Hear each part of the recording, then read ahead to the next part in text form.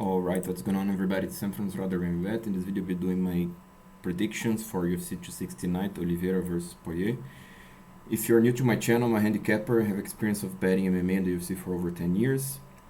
And I'll divide this video as follows. I'll talk about the results from the previous cards, then on to the picks and the bets, and then to the breakdowns. If you'd like to support the channel and know how my Patreon can benefit you, stick until the end, and I'll show you how. Alright, so just real quick running through the results. The last card, I had a tiny profit of 1.18 units, 1.18% or 1.18 units.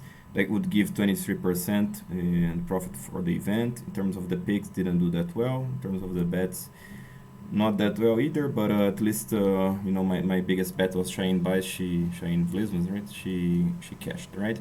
So just real quick, if you have never seen the spreadsheet, I have a link in the description where I explain all of this, but basically I have my own metrics here where I keep track of everything, you know. So overall I have a 50% profit for the year. From the start of the channel it's 112%, so 112 units. This is in terms of summing the profit per event. This is my accuracy on the picks, this is my accuracy when I bet the juices, and this is my accuracy when I bet the dogs, right? I also separate this in high, medium, and low quality bets, so you guys can see the profit per segment, and this is how I'm doing throughout the year. All right. So before starting, if you don't follow me yet on Instagram, feel free to start doing. I put up some of the bets that I take, you know, prior to release of the video.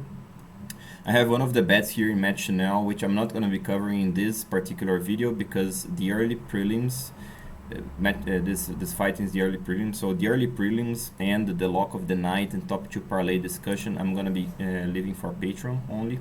Right, so in this particular video I'm doing the prelims and the main cards. All right, so the early prelims, the bets on the early prelims, the lock of the night and top 2 parlay discussion, the pro bet's gonna be exclusive on Patreon. All right, so just a glimpse there how it benefits you.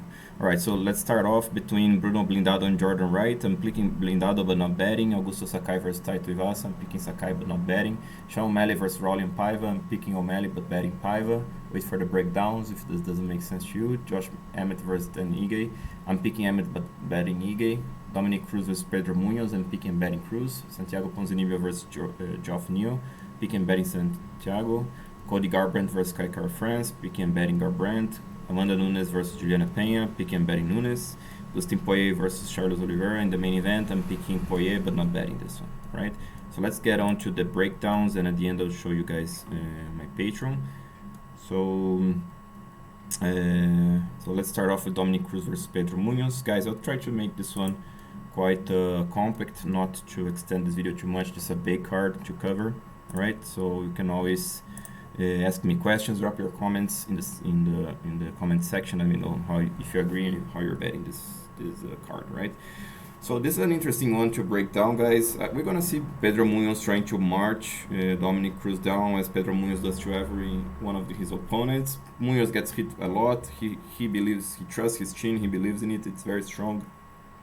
Plus he has a great guillotine, you know, so he pushes guys against the cage, you know. He tries to throw lots of hooks, and you know, if he starts catching guys tend to shoot, and then he finishes them by guillotine. I don't see that much happening in this fight because Dominick Cruz barely gets hit. This guy has insane footwork, insane feinting ability,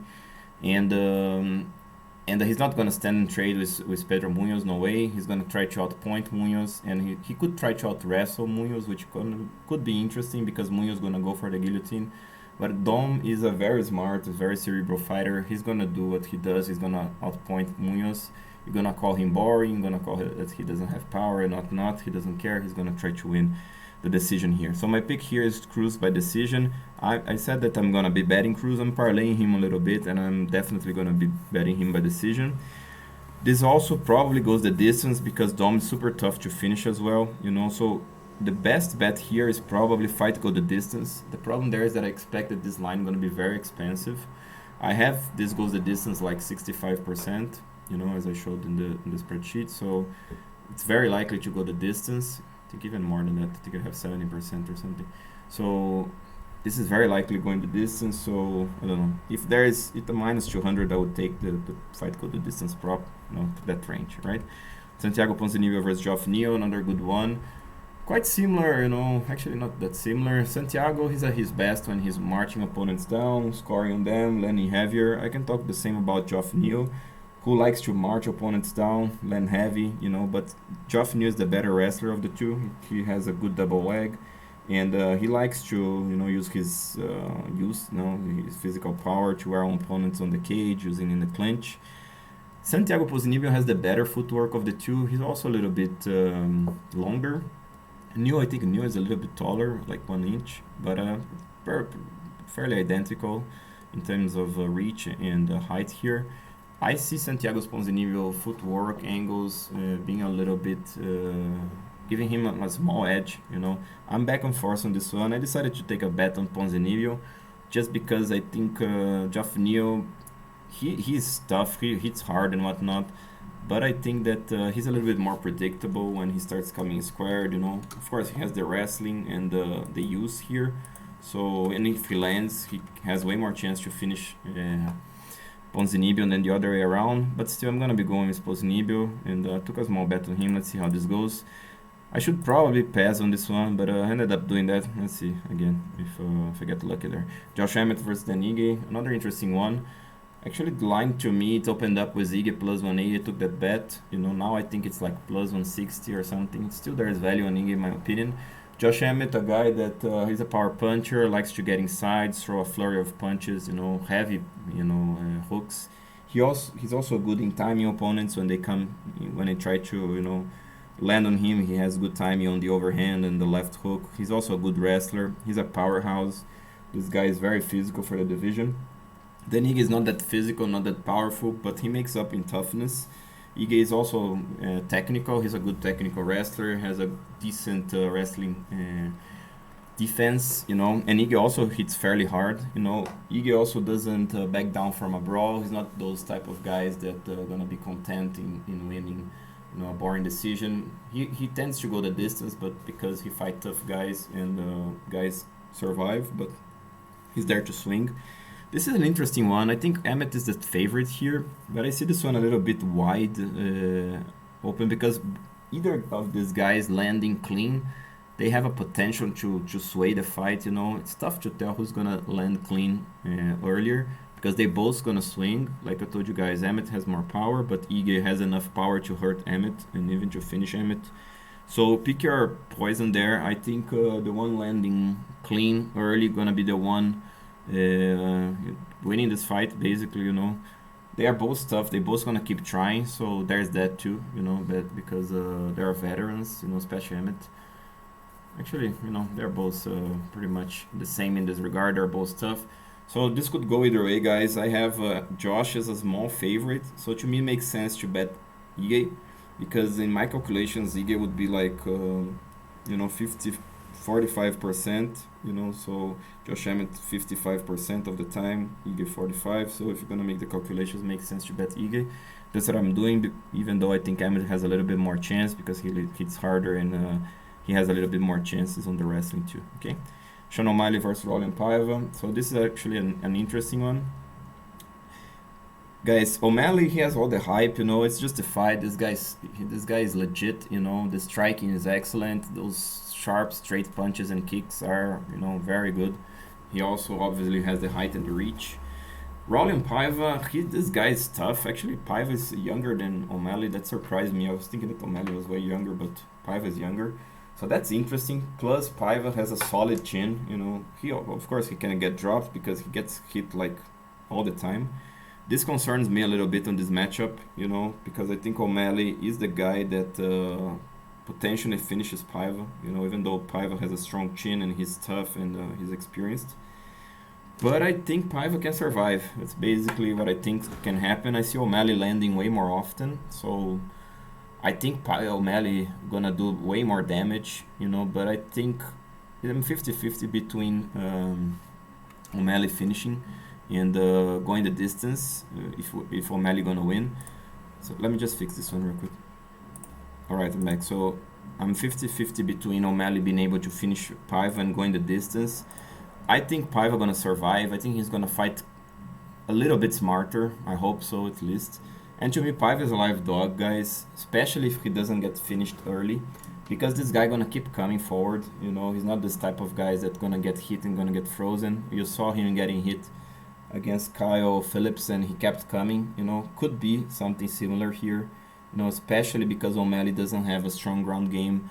Paiva, his best game plan here is to get inside and to out wrestle O'Malley, get him to the ground and hold him there. I think he's gonna try. The question is, can he not get finished on the way in? I think he can.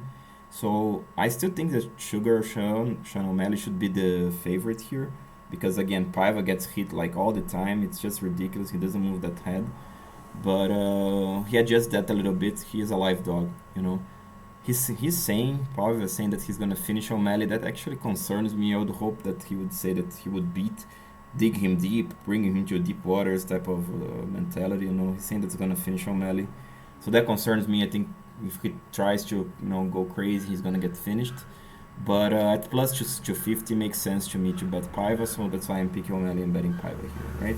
So this would be my thoughts and my calculations, guys. COdy Garbrand versus Kai Kara-France. Actually, I think it's reversed. This is probably... Oh, no, that's correct. So, actually, another interesting one. Garbrand's coming down the weight class.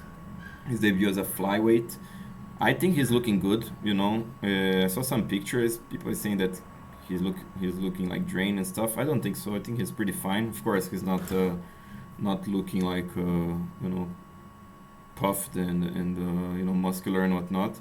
But I think he's fine. You know, I think that weight cut is going well for him, and he's the better wrestler of the two. He hits harder. He's way faster. You can argue that he's the better striker, even though Kai Kara-France is technical himself. Guys, I think most likely gonna see Garbrand landing a bomb and potentially even finishing France.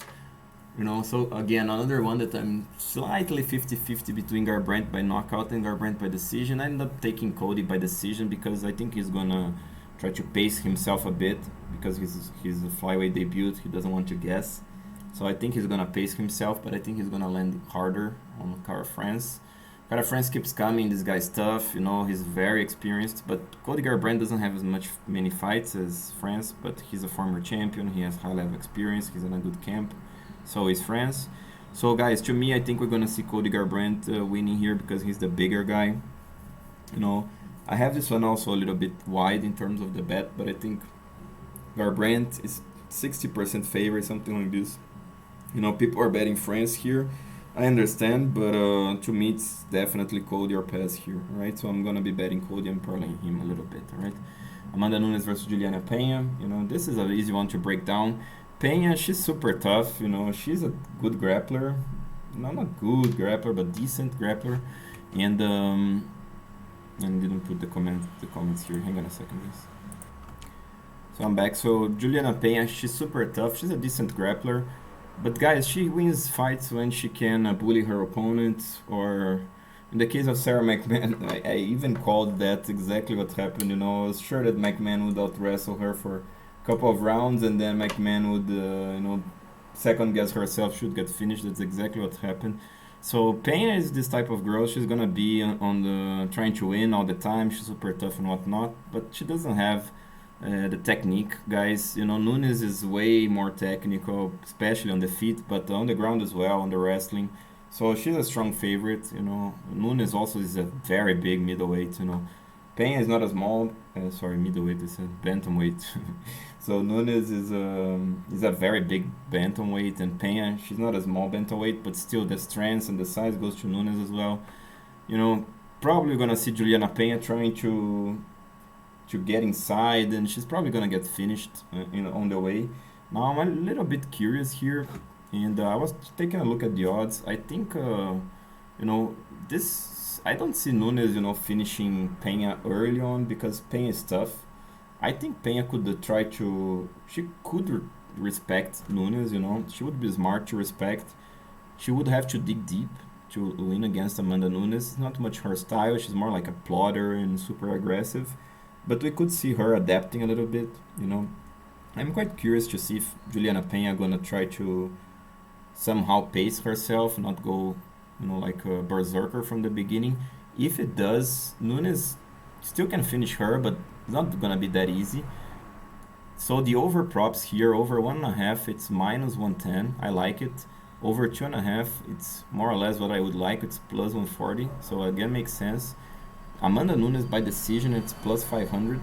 So to me, would be the bets here. There's a chance that Nunes finishes her very early. Pena comes like a berserker, just gets finished. But I don't know, man. I think Pena could do something different, and those lines become very interesting, in my opinion. But Amanda Nunes is a strong pick. She's the lock, right? But to me, to bet her minus 800 has to be in parlays, I'm not gonna bet her straight. It's too crazy. She could lose in case she gets injured or something, which is we saw before in MMA. So I'm not gonna put my money like minus 800, minus 1000. But if you want to parlay, I'm parlay her with some big underdogs like plus 250 dogs. I'm putting Nunes there because 10% over that makes sense. Get almost half unit more on that. But that's basically it, because 10% of profit. I don't see much sense in a bet. All right. So Dustin Poirier versus Charles Oliveira in the main event. People are going crazy on Poirier, in my opinion. This is actually interesting and it's a tough one to pick. I mean, Dustin Poirier should be able to win. If he doesn't, if it's gonna actually depend a lot on Oliveira here. What Oliveira gonna actually do?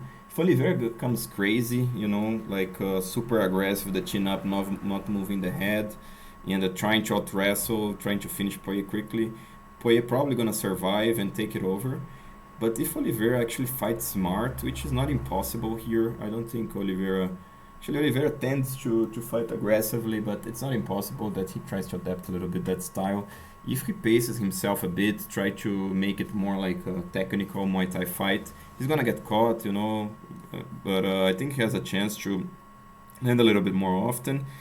And in terms of wrestling, Poirier, he's a little bit bigger and stronger, so I think he has a little bit of an edge in the wrestling.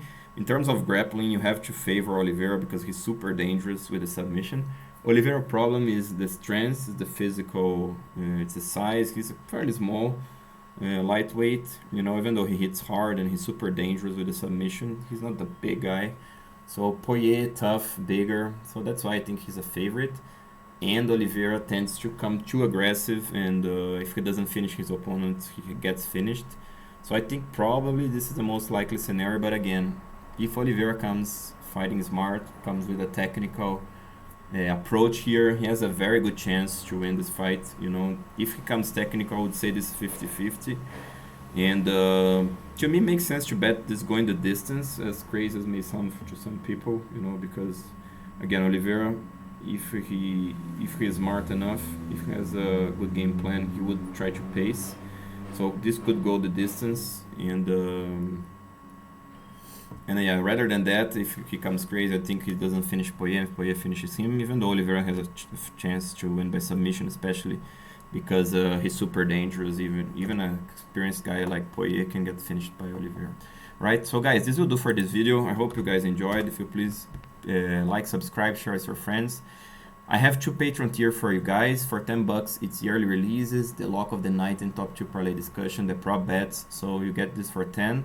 Like I told you guys, in this card, I discussed with you guys the prelims and the main card. So the early prelims, which I have a bet on, which is in Match Chanel, if you want to know why, and if you want to know which other strong picks I have, jump into the $10 Patreon. If you want the ultimate package, which is the $50 tiers, it's everything that I'm doing. It's line by line. It's like a ledger that I keep, and I put my bets there. I combine with future cards. This is how it looks like, and this is the results for the previous cards. So I got some losses because I had some parlays on Leo Santos. He dropped, and it was mainly because of that. Some of them broke. I bet also Mickey Gall. Was not that confident, but still he disappointed me as he always did. So I was actually saw that coming. I was thinking Jumagulov would and Cap would go the distance. They didn't, but I cashed on Rafael Fiziev, on Cheyenne, like I thought was the biggest bet, and yeah, Barbarina also cashed. Right, so guys, this how it looks like. Obviously, I have the open ones here. So if you want access to this, it's the $50 tiers plus you have access to all the spreadsheet. Right. So guys, again, I hope you enjoyed, and I'll talk to you next time. This is Sam from Rotterdam Bet, bringing the best, most consistent and transparent betting strategy for you.